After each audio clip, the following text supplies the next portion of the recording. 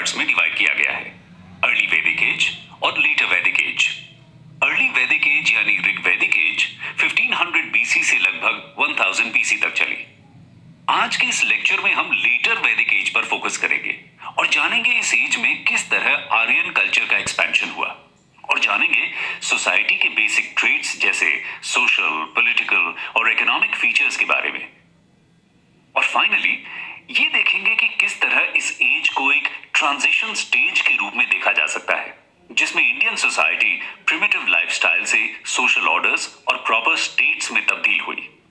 आइए देखते हैं लेटर वैदिक एज में कैसे एक्सपेंशन हुआ। एक्सपेंशन इन लेटर वैदिक एज।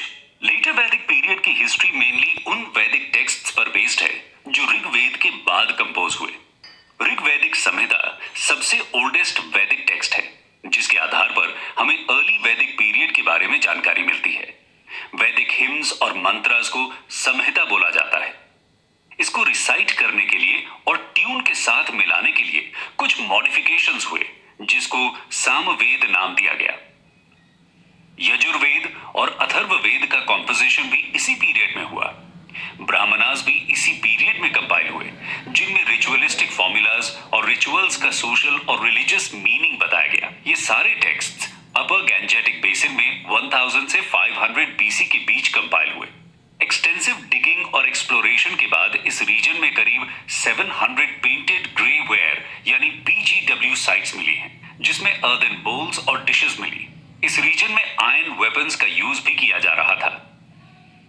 वैदिक टेक्स्ट से मालूम पड़ता है कि आर्यंस पंजाब से लेकर लगभग पूरे वेस्टर्न यूपी में गंगा यमुना दोआब में एक्सपैंड कर चुके थे। भारतास और पुरुष ने मिलकर एक नई ट्राइब कुरु को फॉर्म किया।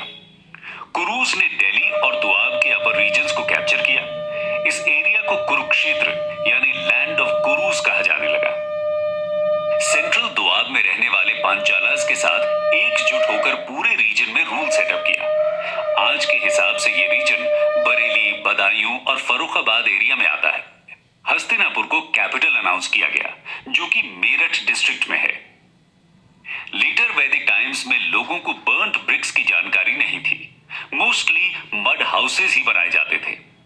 पीरियड के एंड होते होते करीब 500 बीसी में इस पीरियड के लोग फर्दर ईस्ट यानी कोसाला, जो कि ईस्टर्न यूपी में है, और विदेहा, जो कि नॉर्थ बिहार में है, तक एक्सपैंड कर गए। वो जहां भी गए उन्हें copper implements, black and red earthen pots और ओकर एंड रेड कलर पॉट्स इस्तेमाल करने वाले लोग मिले। इवन लेट हड़प्पन कल्चर के लोग भी मिले। हॉर्स ड्रॉन चैरियट्स और आयरन वेपन्स का यूज करने के कारण वैदिक पीपल अपने एक्सपेंशन के सेकंड फेज में सक्सीड हुए। लेटर वैदिक पीरियड को painted grey where PGW iron phase culture भी कहा जाता है। यानी इस पीरियड में main culture painted grey where का ही था, लेकिन आयरन का यूज भी कुछ इंस्टेंसेस में देखने को मिलता है। आयरन का पहला यूज इंडिया में करीब 1500 बीसी में कर्नाटका और राजस्थान में कॉपर स्टोन एज के समय देखने को मिला। इसके बाद वैदिक पीरियड के एंड होते होते आयरन की नॉलेज ईस्टर्न यूपी और विदेहा में स्प्रेड हुई। वैदिक टेक्स्ट में इसको श्यामा और कृष्णा आयाज यानी ब्लैक मेटल बोला गया है। आगे बढ़ते हैं और देखते हैं लेटर वैदिक पीरियड के पॉलिटिकल, सोशल और इकोनॉमिक लाइफ के बारे में। सबसे पहले political life. Political life later Vedic period में लार्ज किंगडम्स की शुरुआत हुई। जन यानी ट्राइब्स का अमेलगमेशन हुआ और जनपदास और राष्ट्रस का राइज हुआ। यह टर्म पहली बार इसी पीरियड में यूज किया गया। रॉयल पावर के साथ साथ किंगडम का साइज भी इंक्रीज हुआ। काउस के साथ साथ टेरिटरी कैप्चर करना भी वॉर्स का मकसद बन गया। किंग यूजुअली एक क्षत्रिय वर्ण से बिलोंग करता था और मोनार्क ऑलमोस्ट हेरिडिटरी पोजीशन हो चुकी थी। इलेक्शन के कुछ इंस्टेंसेस मिले हैं, पर हेरिडिटरी किंगशिप ही इमर्जेंस में था। ग्रेजुअली सोशल ऑर्डर को कंट्रोल करना भी किंग का ही फंक्शन बन गया था।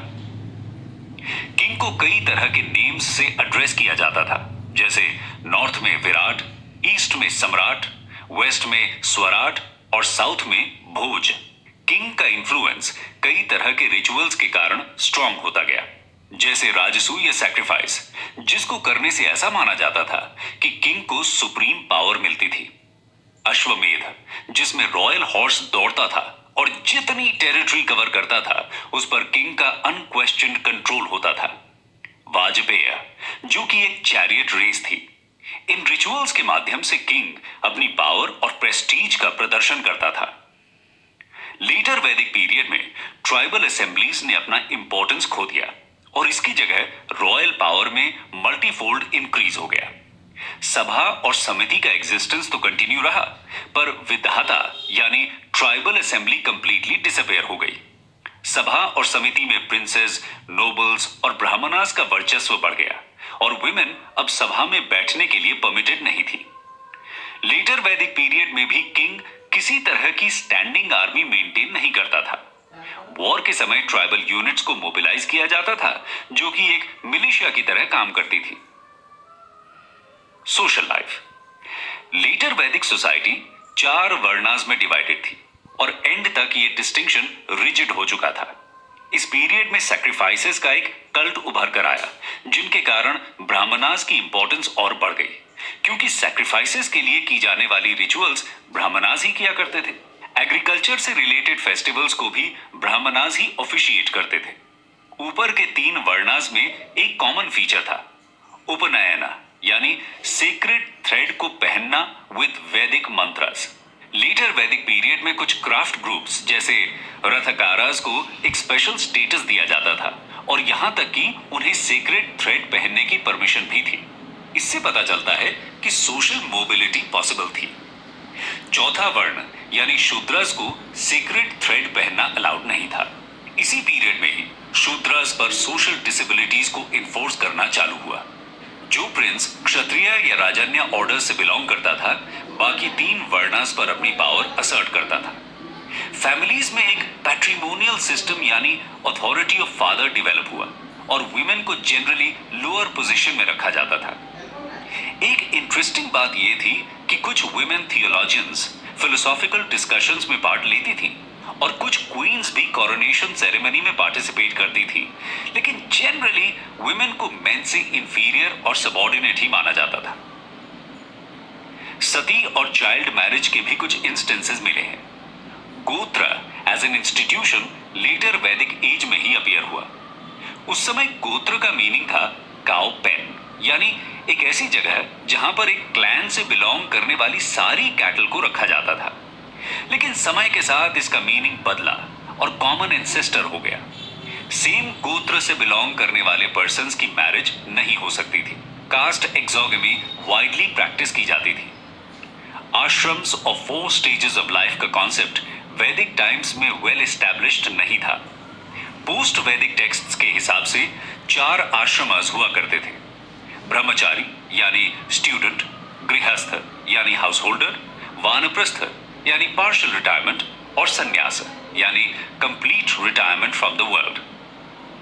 लेटर वैदिक टेक्स्ट्स में 4th स्टेज का कोई मेंशन देखने को नहीं मिलता है। अब बात करते हैं लेटर वैदिक इकोनॉमी की, जिसमें सबसे पहले बात करेंगे एग्रीकल्चर की। एग्रीकल्चर टूल्स की बात करें तो आयरन टूल्स कम ही दिखाई दिए। ऑक्सिन की मदद से प्लाव का इस्तेमाल किया गया।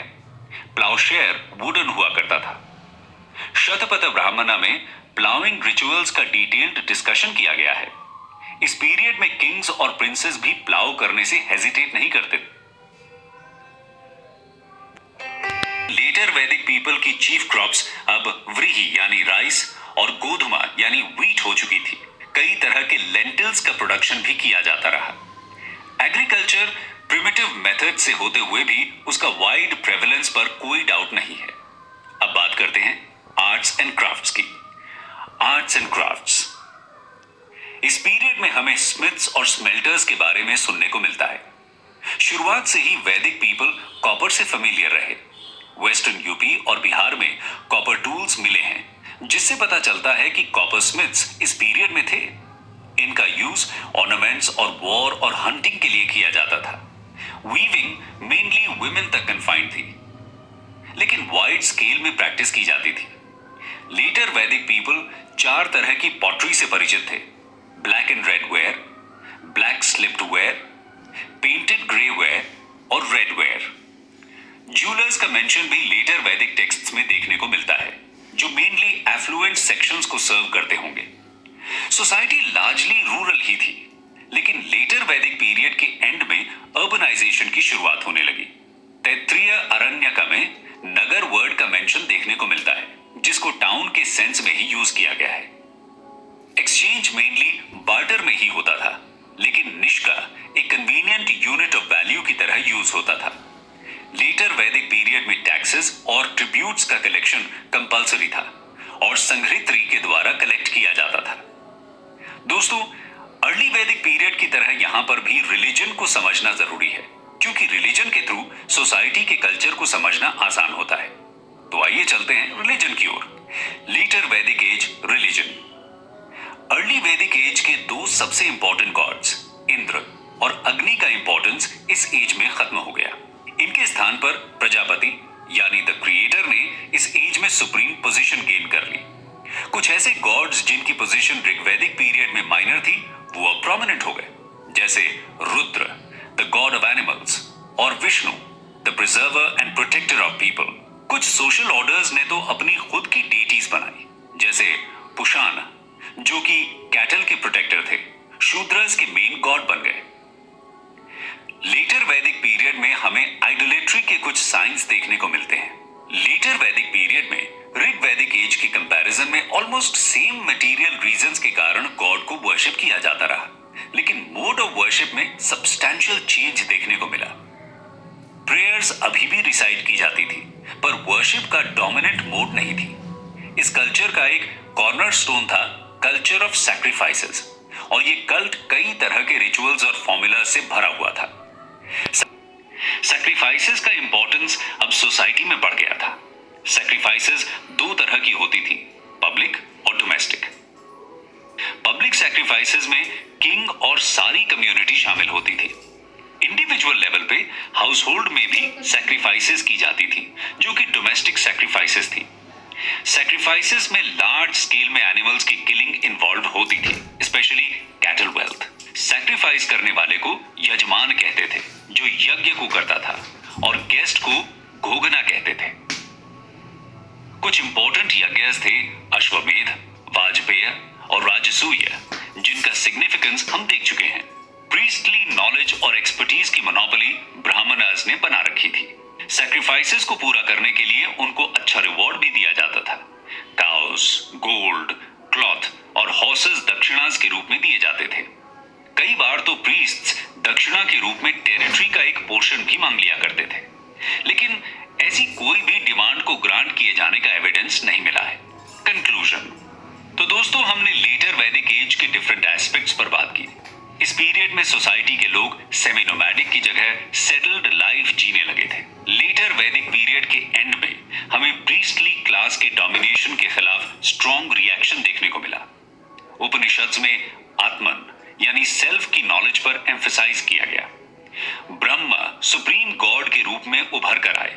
लेटर वैदिक फेज में कुछ इंपॉर्टेंट चेंजेस देखने को मिले, जैसे इसी पीरियड के एंड में टेरिटोरियल किंगडम्स की शुरुआत हुई अंडर क्षत्रिय रूलर्स। अर्ली वैदिक टाइम्स की प्रिडोमिनेंटली पैस्टोरल सोसाइटी अब एग्रीकल्चरल सोसाइटी हो चुकी थी। ट्राइबल पैस्टोरलिस्ट्स अब फार्मर्स में कन्वर्ट हो चुके थे। ट्राइब्स का एक चीफ होता था, जिसको राजा या जनपदिन कहा जाता था। ये चीफ्स ट्राइबल पेजेंट्री के एक्सपेंस पर ग्रो होते रहे और प्रीस्ट को रिवॉर्ड किया करते थे, जो उनका सपोर्ट करते थे कॉमन पीपल यानी वैश्यास को गवर्न करने में। शूद्रस अभी भी एक स्मॉल सर्विंग ऑर्डर था। ओवरऑल अगर देखें तो लेटर वैदिक एज की सबसे इंपॉर्टेंट डेवलपमेंट ये थी कि वो एक ट्राइबल सोसाइटी से एक वर्ण के आधार पर डिवाइडेड सोसाइटी में तब्दील हो गई थी।